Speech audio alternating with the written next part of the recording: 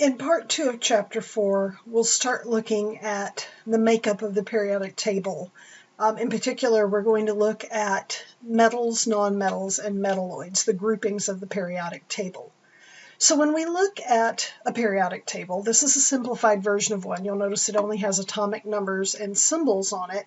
We can see that if we break it into the metals, nonmetals, and metalloids, shown in tan, green, and purple, we can see that most of the periodic table, most of the elements that we know, are metals.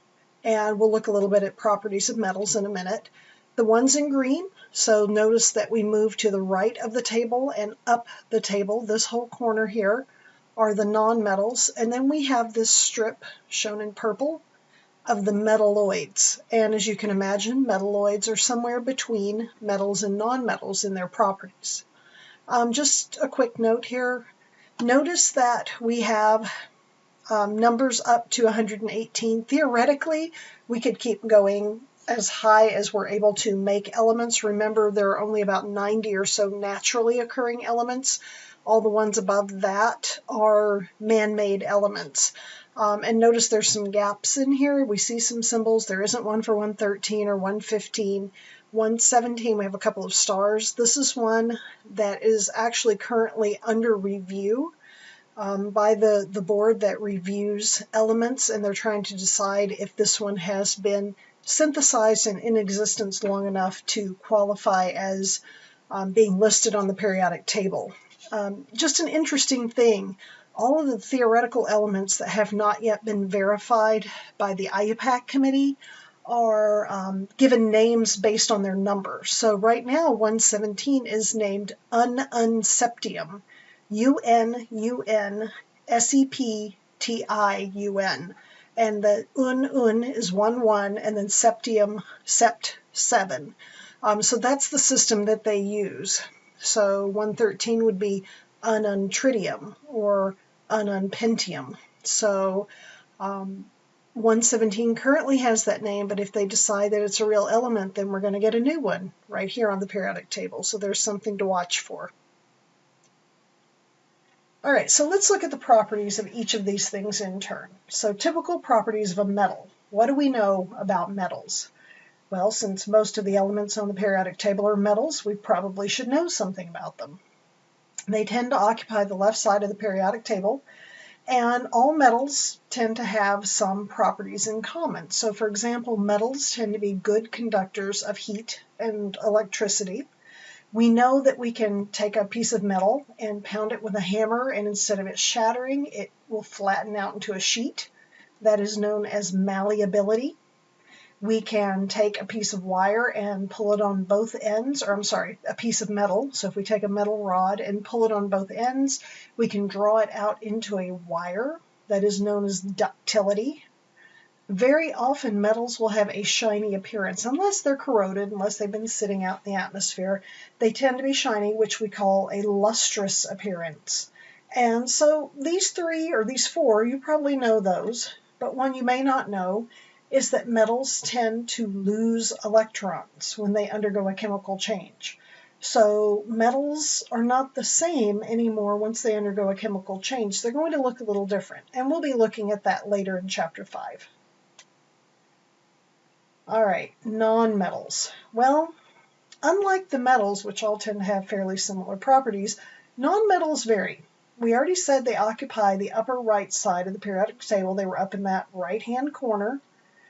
The dividing line between the metals and the nonmetals is a zigzagging diagonal line that runs from boron to astatine. So if you pull out that periodic table that you have in the front of your book, or the one that you received in class, you can kind of follow along with that and see that dividing line. All right, so nonmetals have more varied properties. Hard to say that they're all shiny, lustrous, conduct electricity. Some of them are solids at room temperature, others are gases. There's a liquid in there as well. There's one liquid in there. There's actually one liquid metal that we didn't talk about, but you're probably familiar with, mercury. But jumping back to the nonmetals, solids, gases, one liquid. As a whole, nonmetals tend to be poor conductors of heat and electricity, but they do tend to make better insulators. And nonmetals tend to gain electrons when they undergo chemical changes. So they pair very nicely with the metals. Metals are losing electrons, nonmetals are gaining electrons. All right, and then those little metalloids that are on that dividing line, that zigzag line. As we stated, they're somewhere between a metal and a nonmetal in their property. That's where they're located on the table. That's where they're located in properties. A couple of other names you might hear for metalloids. You might hear someone call them semimetals because they display properties of both metals and nonmetals. Or one that you're probably most familiar with is semiconductor. That's because of their ability to have an intermediate electrical conductivity. So depending on how you set them up, how they're being changed and controlled, they can either be conductors of electricity or insulators of electricity. They can be anywhere in between. So because they have this ability to act both as a metal and a nonmetal, both to conduct electricity and not conduct electricity, this makes them excellent for electronics. That's where we see most of our metalloids, our semiconductors. Your cell phones have them, computers have them, any electronic device like that is going to have a metalloid in it. And some examples of metalloids that if you look on the table, you'll see silicon, arsenic, germanium. These are all things that are found in our electronics. So these things aren't just theoretical items on this table that's hanging in the classroom. These are things that we interact with every day. They're all around us. Right now, if it weren't for semiconductors, I wouldn't be able to record this presentation for you. So just keep those semiconductors in mind. We'll come back to those. All right, let's look at another way to classify things within the periodic table. We really want to kind of dig into the periodic table and look at the way it's set up. Now, we already talked about the periodicity of the table. And so we know that we get a repeat of the properties. We already said that properties will repeat as we go down a column. So we're moving along, here's a set of properties, and then they start repeating themselves when we go along, and then they start repeating again, so on and so forth. Now when we do that, notice that periodic table, the way we have it set up, we've got these taller columns on the left and on the right, and then it kind of drops off in here, the stuff that's in the blue. And there is a reason for that, and we'll be looking at that. But for now, we just want to kind of break it down. How do we classify those? These taller columns are what we call the main group elements. And the main group elements have group numbers that consist of a number and a letter. Now there's another system where they just number them across 1, 2, 3, 4, 5, so on and so forth, 8, 9, 10, 11, 12, 13, 14, 15, 16, 17, and 18. And they just number them 1 through 18 going across. That is a newer system. It's kind of like the metric system for the periodic table. It was designated, but it never really took off. So scientists never really have jumped in and used that model. We still tend to fall back on main group elements, which consist of a number and a letter. The A tells you you're dealing with a main group, so we've got 1 through 8A. And then these transition elements down here that we'll talk about in a bit got a B designation. And notice it's very strange. They don't start with 1B. They start with 3B, 4, 5, 6, 7, and then there's 3 whole columns that get grouped as an 8B, and then there's a 1B and a 2B. Now there is a historical reason for that, but just be aware that the transition elements, typically we don't use that classification a lot. Transition elements are in transition, they're transitional states, and they don't tend to follow a neat pattern quite as well as these columns that you're seeing in yellow. And so really it's the designation, the group numbers for the main group elements that you want to keep your eye on. So you want to get familiar with group 1A, group 2A, so on and so forth. Those main group elements, those are the ones you want to keep an eye out for. Now the rows are designated as periods, and they're just numbered 1 through 7. And then we don't have the bottom bit here. Notice that right here we go from 56, 57, it jumps to 72, 88, 89, it jumps to 104. There are 2 whole rows missing here. Those are the ones that are usually offset. They have those 2 separate rows down here.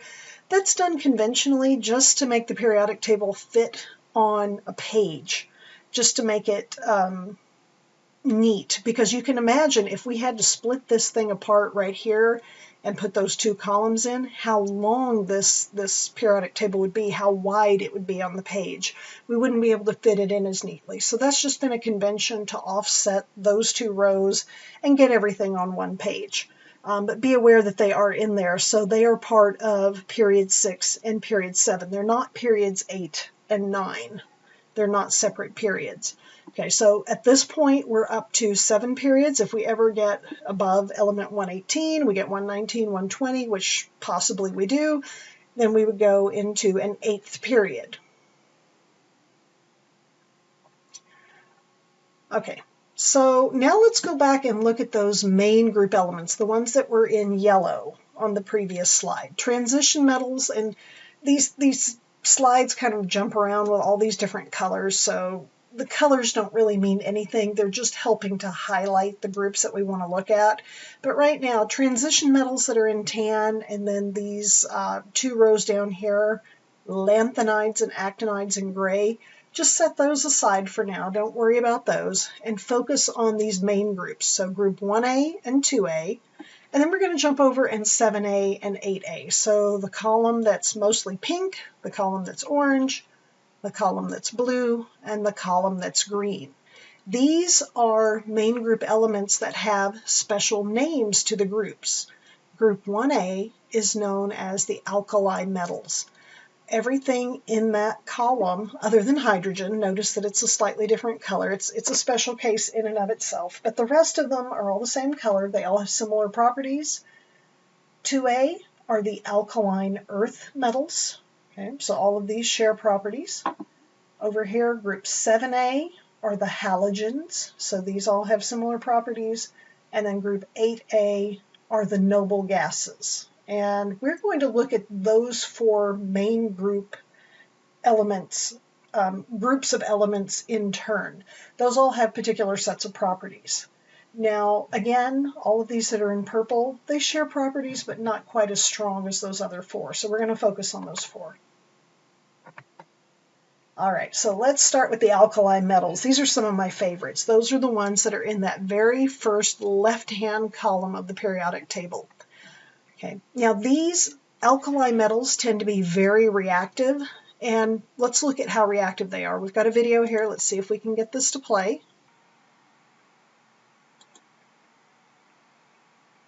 There are 6 alkali metals: lithium, sodium, potassium, rubidium, cesium, and francium. They're all soft metals which can be cut with a knife. In air, the elements quickly become coated with compounds that form on the metal's surface. Here, for example, is lithium. When we slice it, you can see the metallic luster, but the black coating quickly reappears. Sodium is kept under oil to prevent reaction with air. Again, when we cut it, the metal surface can be seen. But this time, corrosion occurs even more quickly. With the next alkali metal, potassium, the corrosion in air is so quick that it's hard to see the metallic luster at all. As we go down the group, the elements seem to react more quickly with air. Now let's see another reaction of the alkali metals, the reaction with water. We'll start with lithium. The metal floats on the water and reacts with it, giving off hydrogen gas. Now for sodium. The same sort of thing happens, although the reaction is a bit more vigorous. All the alkali metals react with water in the same way. Let's see an equation for the reaction. Hydrogen gas is produced, and the metal dissolves to give an aqueous cation with a single positive charge. Now for potassium. This time you'll see a flame. The heat given out by the reaction is produced so quickly that the hydrogen gas catches fire. It burns with a lilac flame. The next element is rubidium. This time, we put a safety screen between us and the reaction. You can see that things gradually become more terrifying as we go down the group. Let's try cesium, our fifth alkali metal.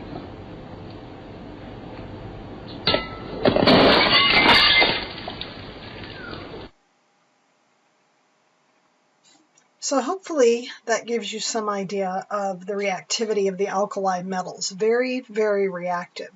Now there are some more spectacular videos out there that are made by like the Brainiac group or other groups, but I will warn you that if you watch those are not representative of real elements. They didn't use real elements. They were trying to just represent what would happen, and they used different explosions and things like that. So just, you notice in the video that you saw they were using very, very small amounts. All right, so those were the alkali metals in the first column. Now if we move one column over to group 2A, we look at the alkaline earth metals. This includes beryllium, magnesium, and you may have seen magnesium. Here's a strip that's being burned. You can see down here this very bright white light. Smoke and ash are produced in this reaction. I'm dating myself here, but you may have seen strips of magnesium if you ever remember old-fashioned film cameras that had flash cubes on them. So you could buy these little cubes. They had 4 sides. You'd plug them in on the top and take a picture, and it would create this bright white flash. Well, that was a little strip of magnesium that was being burned with a spark to create that white light. The next one down is calcium. Here's a piece of calcium metal, very different from the calcium we're used to seeing as calcium carbonate or calcium supplements, anything like that. So the pure calcium metal, when it's put in water, is still reactive. It bubbles and fizzes, but not as strong as those alkali metals. So it's not going to bubble so violently and that it gets so hot that it catches on fire. Strontium here, and then barium. So again, chemically reactive, not as active as those alkali metals. All right, we're going to skip all the way over to the right-hand side of the periodic table. Not all the way over, but almost. We're going to that group 7A, second column from the right. And we'll look at the halogens, which are mostly gases. Includes fluorine and chlorine. These are 2 very reactive gases. Bromine can be in a gaseous form. Also, this is the other liquid on the periodic table. Bromine can exist in a liquid state at room temperature. Iodine, which is a purple solid, which is fairly volatile. This is a sample of iodine that's been sublimed. We'll talk about what sublimation is, and recrystallized. And then we have astatine down here, this AT. And these are also very chemically reactive. And we'll look at that very last column on the right-hand side, that group 8A. Now, group 8A is a little bit different from all the other elements on the periodic table. This column is known as the noble gas column. And the reason they're called noble gases is because these are very unreactive elements. And we'll look at why they're unreactive as we move on further into chemistry. But for now, just know that these elements don't tend to create compounds or bind with any other elements. And that's why they're called noble. They're like royalty. They don't mingle with the rabble in the rest of the periodic table. You're probably familiar with most, if not all, of the elements in the noble gas column.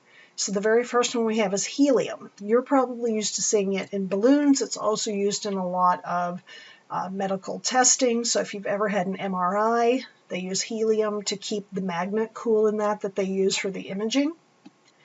Next one down is neon. You're used to seeing neon in in neon signs, so the bright neon signs that you see. The next 2 are argon and krypton, which actually you're probably used to seeing in so-called neon signs. These are what give you the different colors. So neon, if it's truly neon, is going to be this bright reddish orange. If you're seeing the ones that are more purple or blue or something, you're looking at argon or krypton, or maybe even a blend of gases to give a different color. And then the very last one here, xenon. And just Remember, these are very chemically stable. These do not tend to want to create compounds. All right, so there's a little look at the periodic table and the parts of the periodic table. So you want to start familiarizing yourself with the groups and the periods, the properties of those different groups, because we're going to start looking at how we can take those now and use those properties to put them together to make compounds.